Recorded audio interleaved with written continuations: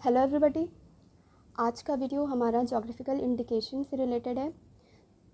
तो कौन कौन से प्रोडक्ट को इस साल जो न्यूज़ में थे उनको कौन कौन से प्रोडक्ट को जीआई टैग मिला है, इस वीडियो में हम लोग वो देखेंगे, जो कि करंट अफेयर्स के पर्पज़ से काफ़ी इंपॉर्टेंट है।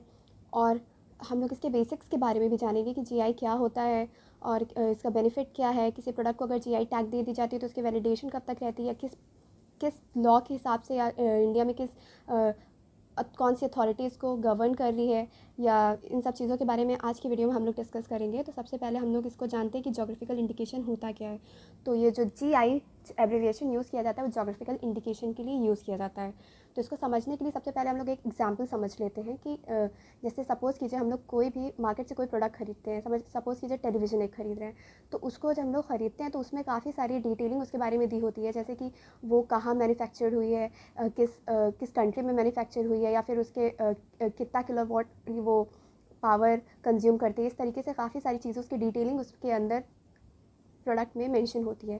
तो इसी तरीके से अगर हम लोग किसी भी जोग्राफिकल इंडिकेशन जो टैग होता है किसी प्रोडक्ट को दिया जाता है, तो वो उस जैसे कोई प्रोडक्ट को दिया गया जीआई टैग, तो उसमें टैग होता है कि वो किस स्पेसिफिक जोग्राफिकल टेरिटरी में उसका ओरिजिन हुआ है।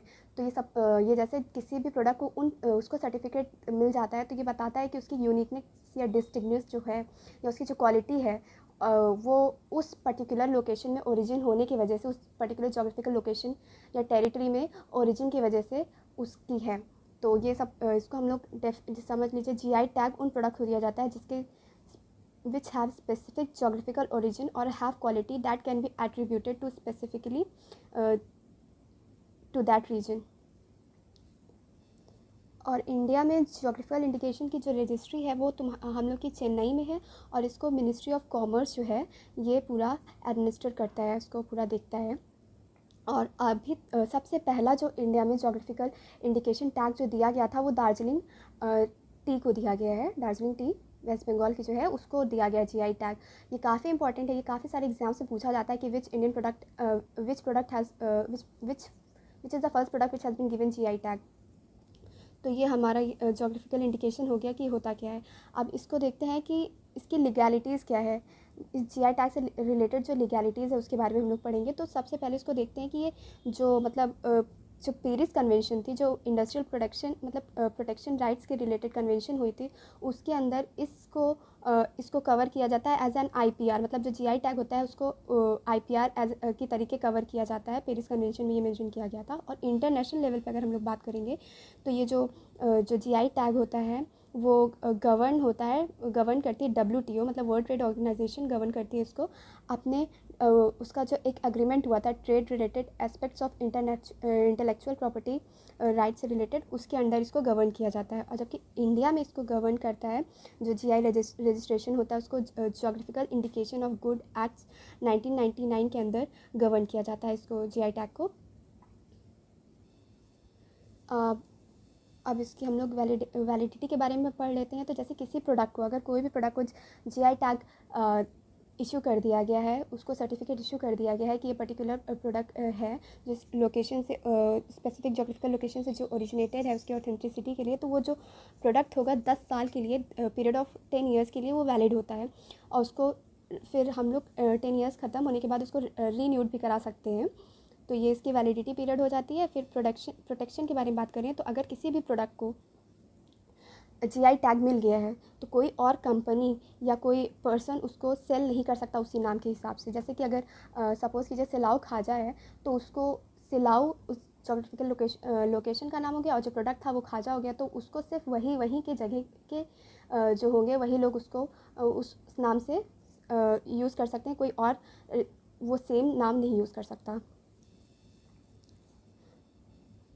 अब किसी भी प्रोडक्ट को किसी भी प्रोडक्ट को जीआई टैग मिलता है तो उसके क्या बेनिफिट हैं, तो ये अब हम लोग देखते हैं। तो एक तो उसको लीगल प्रोटेक्शन मिल जाती है कि अगर कोई और इंसान उसको यूज़ कर रहा है तो वो एक ऑफेंस के अंडर आएगा और वो उसके लिए पनिशेबल होगा। दूसरा है कि कोई भी इंसान उसका अनऑथराइज्ड यूज़ नहीं कर सकता। मतलब कोई प्रोडक्ट को दे दिया गया तो कोई और उसको यूज़ करके अपना प्रॉफिट बना ले, ऐसा नहीं है। और तीसरा है किसी भी प्रोडक्ट को अगर हम लोग किसी भी प्रोडक्ट को जीआई टैग मिल जाता है तो उससे क्या होता है कि उसका इंटरनेशनल लेवल पे या नेशनल लेवल पे, इंटरनेशनल लेवल पे उसका काफ़ी मतलब डिमांड होता है, तो वो हमारी एक्सपोर्ट को बूस्ट करता है। और नेक्स्ट है कि हम लोग ये क्या बोलते हैं, काफ़ी अच्छा, जो प्रोड्यूसर्स होंगे उस गुड्स के या उस प्रोडक्ट के, उनके लिए काफ़ी अच्छा इंटरनेशनल प्राइस फेच करता है। नेक्स्ट अब हम लोग डिस्कस करेंगे 2023 में किन प्रोडक्ट्स को जीआई टैग दिया गया है। तो चलिए स्टार्ट करते हैं। ये अभी सारे एग्ज़ाम्स में ये सारे आप लोग नाम देख लीजिएगा, हम इसके बारे में थोड़ा बहुत डिटेलिंग दे रहे हैं, लेकिन ये काफ़ी सारे एग्ज़ाम्स में, जैसे जितने भी अभी एग्ज़ाम्स होने वाले हैं इन सब में पूछा जाएगा, तो आप लोग प्लीज़ इसको देख लीजिएगा अच्छे से। तो ये पहला जो है हमारा अत्रयापुरम पुट्ठारेकुलु, तो ये जो है ये एक एग्रीकल्चर प्रोडक्ट के अंदर आता है। ये है हमारा, इसका आंध्र प्रदेश स्टेट से है। तो ये बेसिकली एक तरीके का स्वीट की तरीके होता है, मतलब मिठाई है समझ लीजिए। ये जैगरी से बना होता है, जैगरी और ड्राई फ्रूट्स यूज़ करके। ये आंध्र प्रदेश का ओरिजिन है। नेक्स्ट पे आते हैं तो डिंडीगुल लॉक्स, तो ये तमिलनाडु का है, तमिलनाडु का है ये लॉक, वहाँ को इसको जीआई टैग मिला हुआ है। नेक्स्ट है इडू मिश्मी टेक्सटाइल, तो ये टेक्सटाइल, ये मैन्युफैक्चर प्रोडक्ट के अंदर इसको जीआई टैग मिला है। तो ये अरुणाचल प्रदेश से है।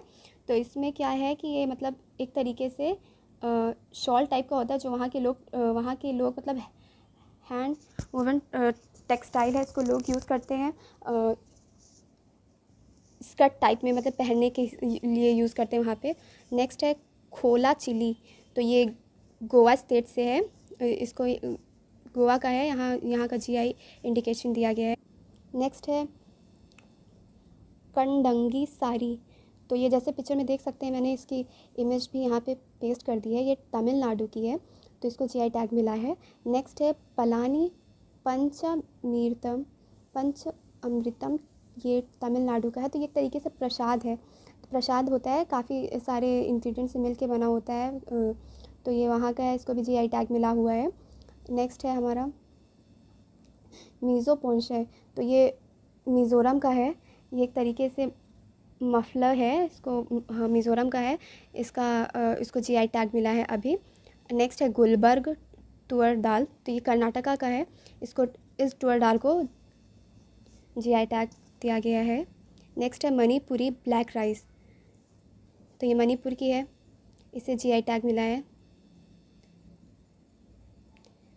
नेक्स्ट है कश्मीर सैफ़रॉन, तो ये कश्मीर सैफ़रॉन है जम्मू एंड कश्मीर का, इसको जीआई टैग दिया गया है। ये फर्स्ट टाइम है जिसे जीआई टैग मिला है कश्मीर से, पहला प्रोडक्ट होगा जिसको जम्मू एंड कश्मीर में जीआई टैग मिला है।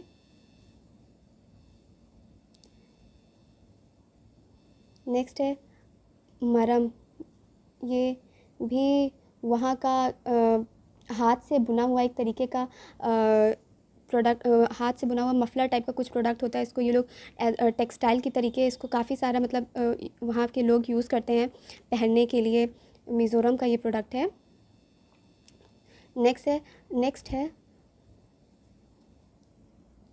तोल्हो पुअन, ये भी मिज़ोरम का, ये भी टेक्सटाइल के अंदर ही आता है। नेक्स्ट है कोडाई कनाल मलाई पूंडू, ये तमिलनाडु का है, इससे मिला है जीआई टैग। ये जो गार्लिक होता है लहसुन, उसका ही एक मतलब यूनिकनेस की वजह से इसको जीआई टैग इशू किया गया है। तो ये था कुछ इम्पोर्टेंट जीआई टैग जो 2023 में अभी दिया गया है, और ये काफ़ी इम्पोर्टेंट था, तो ये आप लोग प्लीज़ देख लीजिएगा। Thank you.